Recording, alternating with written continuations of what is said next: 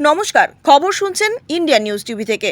আজকের বিশেষ বিশেষ খবরগুলি হলো, আরজিকর হাসপাতাল পরিদর্শনে গেলেন কলকাতার নয়া পুলিশ কমিশনার মনোজ ভার্মা। ক্ষতিগ্রস্তরা শস্য বীমার টাকা পাবেন, বন্যা পরিস্থিতি দেখে ঘোষণা করলেন মুখ্যমন্ত্রী।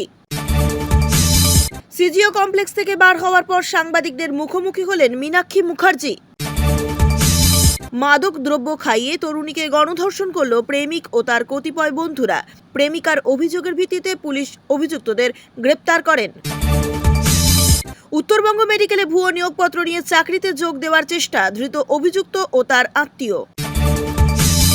অন্ধ্রপ্রদেশে তিরুপতি মন্দিরের ভক্তদেরকে প্রাণীজ চর্বি দ্বারা তৈরি লাড্ডু প্রসাদ হিসেবে বিতরণ, তীব্র বিতর্ক।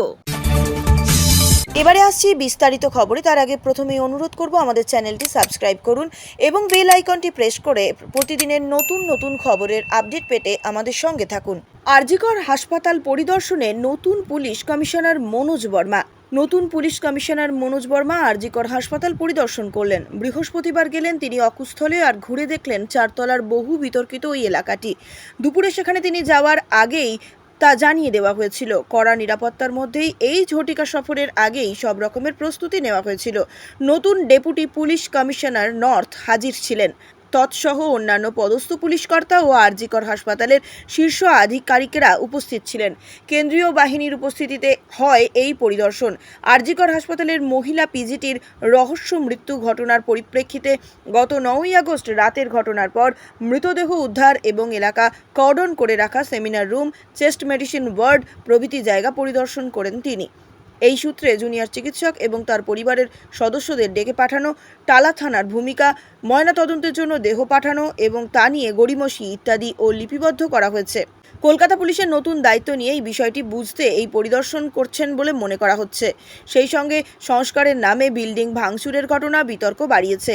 এদিকে 14ই আগস্ট মহিলাদের রাত দখল অভিযানের দিন মাঝরাতে পুলিশের উপস্থিতিতে পূর্ব পরিকল্পিত যে হামলাটি হয়েছিল তা নিয়েও আলোচনা করা হয়েছে বলে জানা গেছে। সুপ্রিম কোর্টের নির্দেশ রয়েছে, রাজ্যের সমস্ত হাসপাতালে নিরাপত্তা নিশ্চিত করতে হবে এবং সিসিটিভি বসাতে হবে। ক্ষতিগ্রস্তরা শস্য বীমার টাকা পাবেন, বন্যা পরিস্থিতি দেখে ঘোষণা করলেন মুখ্যমন্ত্রী। মেদিনীপুর, হাওড়া, হুগলি, ঝাড়গ্রাম, পুরুলিয়া, বর্ধমান সহ দক্ষিণবঙ্গের একাধিক জেলায় বন্যা পরিস্থিতির আশঙ্কা দেখা দিয়েছে। প্লাবনের আশঙ্কায় 10 জেলায় রাজ্যের 10 সচিবকে কড়া নজরদারি করার নির্দেশ দিয়েছেন মুখ্যমন্ত্রী। ঘাটাল মাস্টার প্ল্যান বাস্তবায়িত করে এই সমস্যা থেকে মানুষকে দূর করবেন বলে আশ্বাস দিয়েছেন।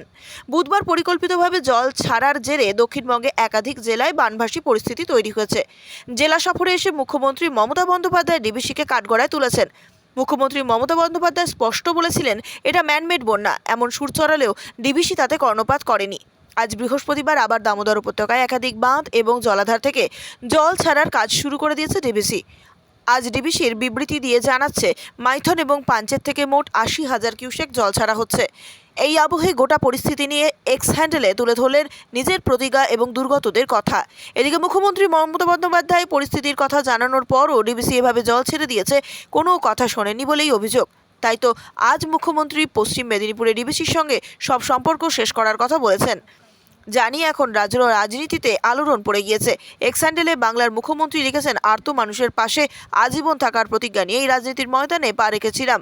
আজ আমার রাজ্যবাসীর একাংশ বন্যা পরিস্থিতির কারণে বিপদের সম্মুখীন। কাল আমি হুগলি, পুরসুরা, গোঘাট, আরামবাগ এলাকা এবং পশ্চিম মেদিনীপুরের ঘাটালে গিয়েছিলাম। এছাড়াও বীরভূমের বন্যা কবলিত এলাকায় প্রশাসনের সঙ্গে নিরন্তর যোগাযোগ রেখেছি। আজ পাঁশকুড়া, রাতুলিয়ায় বন্যা কবলিত এলাকা সরজমিনে ঘুরে দেখলাম এবং সেখানকার স্থানীয় মানুষদের সঙ্গে কথা বলে তাদের আশ্বস্ত করলাম। অন্যদিকে মেদিনীপুর, হাওড়া, হুগলি, ঝাড়গ্রাম, পুরুলিয়া, বর্ধমান সহ দক্ষিণবঙ্গের একাধিক জেলায় নতুন করে বন্যা পরিস্থিতির আশঙ্কা দেখা দিয়েছে।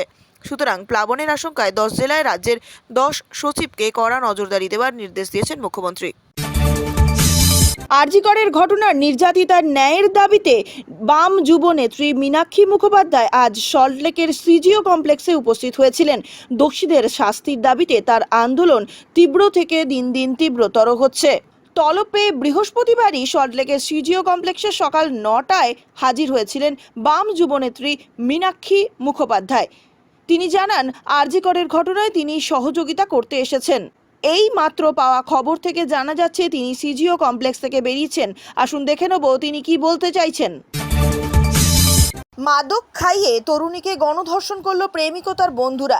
ডুয়ার্সের মালবাজারে চাঞ্চল্যকর এই ঘটনার পর বৃহস্পতিবার 5 অভিযুক্তকে জলপাইগুড়ি জেলা আদালতে তোলা হয়।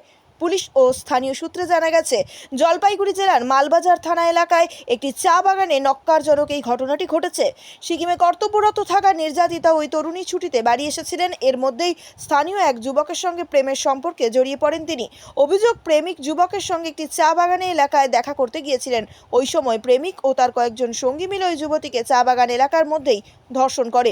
নির্যাতিতা তরুণী বাড়িতে ফিরে ঘটনার কথা তার পরিবারকে জানালে বুধবার রাতেই মালবাজার থানায় তাদের বিরুদ্ধে অভিযোগ দায়ের করেন পরিবারের সদস্যরা। অভিযোগ হাতে পেতেই সক্রিয় হয়ে ওঠে পুলিশ। ইতিমধ্যেই অভিযুক্ত 5 যুবককে গ্রেপ্তার করা হয়েছে। বৃহস্পতিবার দুপুরে ধৃতদের জলপাইগুড়ি জেলা আদালতে পেশ করা হয়। জলপাইগুড়ি জেলা পুলিশ সুপার জানান, যুবতীর লিখিত অভিযোগের ভিত্তিতে ঘটনার তদন্তে নেমে 5 জনকে গ্রেপ্তার করা হয়েছে।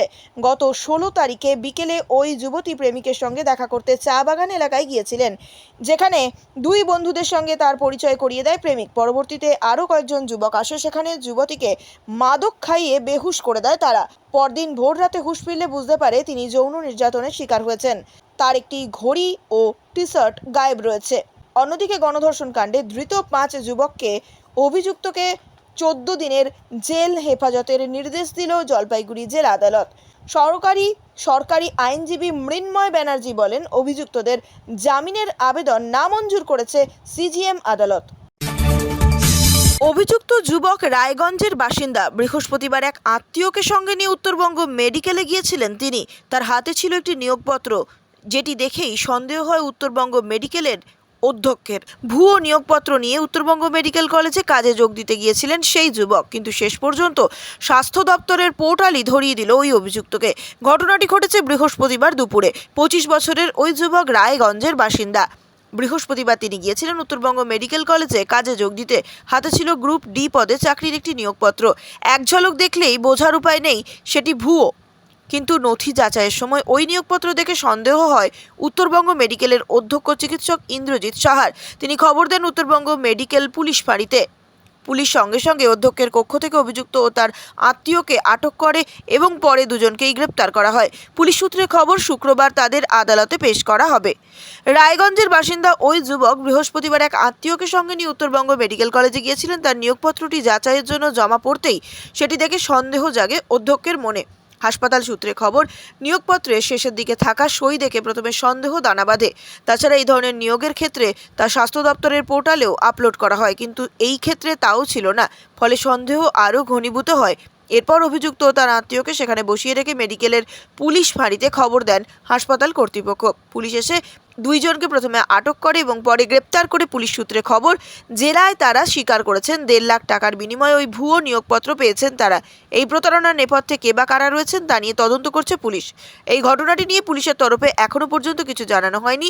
তবে উত্তরবঙ্গ মেডিকেলের অধ্যক্ষ বলেছেন, ভুয়ো নিয়োগপত্র নিয়ে এসে চাকরি হাতানোর চেষ্টা করছিলেন ওই যুবক। তাকে পুলিশের হাতে তুলে দেওয়া হয়েছে। প্রসঙ্গত, এর আগেও রাজ্যের একাধিক প্রান্তে এই ধরনের অভিযোগ উঠেছে। স্বাস্থ্য নিয়োগ পর্ষদের লোগো নকল করে টাকার বিনিময়ে ভুয়ো নিয়োগপত্র নিয়ে মানুষকে প্রতারিত করা হচ্ছে বলে অভিযোগ। এরপরে এই ভুয়ো নিয়োগপত্র নিয়ে কাজে যোগ দিতে এগিয়েই ধরা পড়ে যায় তারা। অতীতের কখনো মালদহ মেডিকেল কলেজ, কখনো বা পূর্ব মেদিনীপুর জেলায় এই ধরনের অভিযোগ উঠে এসেছিল। এবার সেই তালিকায় নতুন সংযোজন হলো উত্তরবঙ্গের মেডিকেলের এই ঘটনা। তিরুপতি মন্দিরের প্রসাদ নিয়ে শুরু টানাপোড়েন। অন্ধ্রপ্রদেশের মুখ্যমন্ত্রী এন চন্দ্রবাবু নাইডু দাবি করলেন যে তিরুপতি মন্দিরের লাড্ডুতে পশুর ফ্যাট বা নিম্নমানের পণ্য ব্যবহার করা হতো। পূর্ববর্তী ওয়াইএস কংগ্রেসকেই দোষারোপ করেছেন চন্দ্রবাবু, যদিও ওয়াইএসআর কংগ্রেসের তরফে এই অভিযোগ অস্বীকার করা হয়েছে।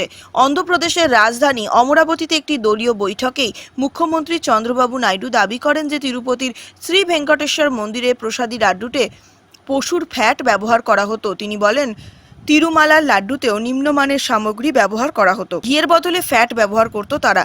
আমরা ক্ষমতায় আসার পর আবার বিশুদ্ধ ঘি দিয়েই লাড্ডু তৈরি করা শুরু করেছি।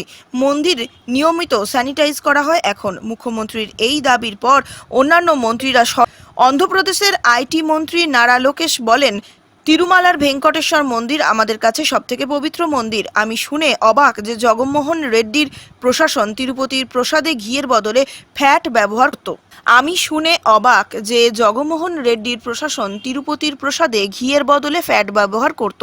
যদিও ওয়াইএসআর কংগ্রেসের তরফে এই সমস্ত অভিযোগ অস্বীকার করা হয়েছে। তাদের দাবি রাজনৈতিক স্বার্থ সিদ্ধির জন্য যে কোনো সীমায় নামতে পারে টিডিপি। রাজ্যসভার সাংসদ সুব্বা রেড্ডি দাবি করেন যে তিরুমালার মন্দিরের পবিত্রতা নষ্ট করেছে টিডিপি সরকার, ভক্তদের আবেগ নিয়ে ছিনিমিনি খেলেছে।